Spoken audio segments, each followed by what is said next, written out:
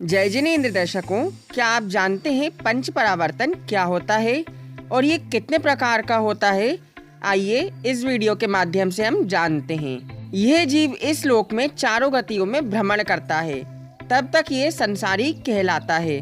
जैसे जैसे ये अपने कर्म अनुसार अपनी पर्याय और उनके गुणों को ग्रहण करता है, इसे ही परावर्तन कहते हैं। जैसे पहले ये जीव तिर्यंच पर्याय में था, वहाँ से क्रूर परिणाम करता हुआ नरक में गया और फिर वहाँ से दुखों को भोग कर मनुष्य गति को प्राप्त हुआ। इसी का नाम परावर्तन है और यह परावर्तन 5 प्रकार का होता है। तो चलिए अब हम इन 5 परावर्तनों को देख लेते हैं। पहला परावर्तन है द्रव्य परावर्तन। यह 2 प्रकार का होता है, कर्म द्रव्य और नो कर्म द्रव्य। कर्म द्रव्य परावर्तन क्या होता है? कर्म बंध के 5 कारण हैं: मिथ्यात्व, अविरति, प्रमाद, कषाय और योग। इनमें मिथ्यात्व और कषाय प्रधान हैं, क्योंकि ये मोहनीय कर्म के 2 भेद हैं और कर्मों में मोहनीय कर्म ही प्रधान एवं बलवान हैं। मोहनीय के अभाव में संसार परिभ्रमण का चक्र ही रुक जाता है।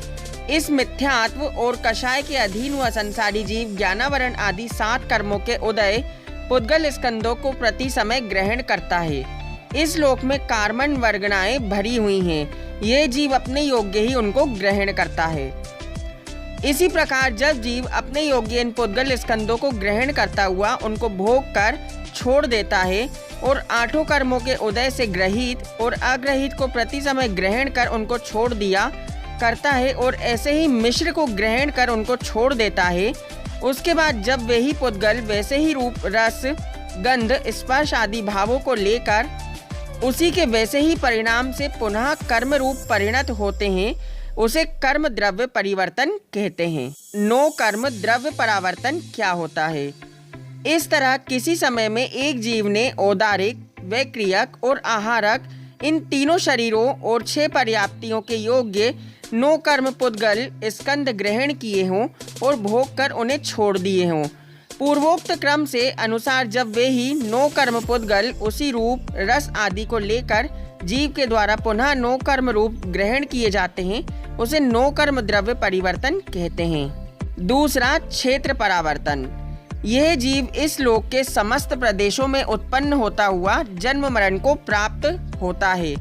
ऐसा कोई प्रदेश नहीं है जहां इस जीव ने जन्म मरण ना किया हो। क्षेत्र परावर्तन भी 2 प्रकार का होता है, स्वक्षेत्र और परक्षेत्र। अब देखते हैं स्वक्षेत्र परावर्तन क्या होता है। यह जीव निगोदिया बनकर जगन्य अवगाहना लेकर उत्पन्न हुआ और आयु पूर्ण करके मर गया। पश्चात अपने शरीर की अवगाहना में एक एक प्रदेश बढ़ाते बढ़ाते महामत्स्य की अवगाहना पर्यंत अनेक अवगाहना धारण करता गया। इस प्रकार छोटी अवगाहना से लेकर बड़ी अवगाहना पर्यंत सब अवगाहनाओं को धारण करने में जितना काल लगता है, उसे स्वक्षेत्र परिवर्तन कहते हैं। परक्षेत्र परावर्तन। इसी प्रकार कोई जगन्य अवगाहना का धारक जीव के 8 मध्य प्रदेश बनाकर उत्पन्न हुआ और पुनः 2 से 3 बार उसी स्थान पर उत्पन्न हुआ। इसी प्रकार घनांगुल के असंख्यात्व भाग प्रमाण उसी अवगाहना में उत्पन्न हुआ और 18 बार जन्म मरण करता हुआ समस्त लोक में अपना क्षेत्र बना ले, इसी को परक्षेत्र परावर्तन कहते हैं। तीसरा, काल परावर्तन। यह जीव 10 करोड़ सागर के उत्सर्पिणी काल के प्रथम भाग में उत्पन्न हुआ और मरण को प्राप्त हुआ और इसी प्रकार क्रम से चलते हुए दूसरे और तीसरे भाग में जन्म पाता हुआ अनुक्रम से अंत के समय में जन्म पाता रहे और बीचों बीच की गिनती नहीं है। इसका अर्थ यह है कि जीव प्रथम से लेकर तीसरे भाग तक अनंत बार जन्म ले चुका है और बीच की हम गिनती नहीं कर सकते। इसी प्रकार अवसर्पिणी के 10 करोड़ सागर के समय को पूरा करता हुआ जन्म मरण करे, इसी को काल परावर्तन कहते हैं। चौथा, भव परावर्तन। नरक गति की जघन्य आयु 10,000 वर्ष की है और इसके जितने समय है उतनी ही जघन्य आयु लेकर जन्म पाए और बाद में 1 से अधिक आयु लेकर जन्म पाए। इसी प्रकार क्रम से उत्कृष्ट 33 सागर की आयु को पूरा करे और बीच की गिनती नहीं है। इसी प्रकार तिर्यंच की जगन्य आयु अंतर मुहूर्त की और मनुष्य गति जगन्य से उत्कृष्ट 3 पल्योपम की आयु और देवगति की जगन्य से उत्कृष्ट आयु 33 सागर प्रमाण की आयु को पूर्ण करे, इसके बीच अनंत भवों का वर्णन संभव नहीं है। इसी को हम भव परावर्तन कहते हैं। 5वां भाव परावर्तन। योग स्थान, अनुभाग, बंध्य अध्यावसाय स्थान, कषाय अध्यावसाय स्थान और स्थिति स्थान, इन 4 के निमित्त से भाव परिवर्तन होता है। हमें इन 4 निमित्तों को समझना बहुत जरूरी है। योग स्थान। प्रकृति बंध और प्रदेश बंध के कारण आत्मा के प्रदेश परिस्पंद रूप योग के तारतम्य रूप स्थानों को योग स्थान कहते हैं।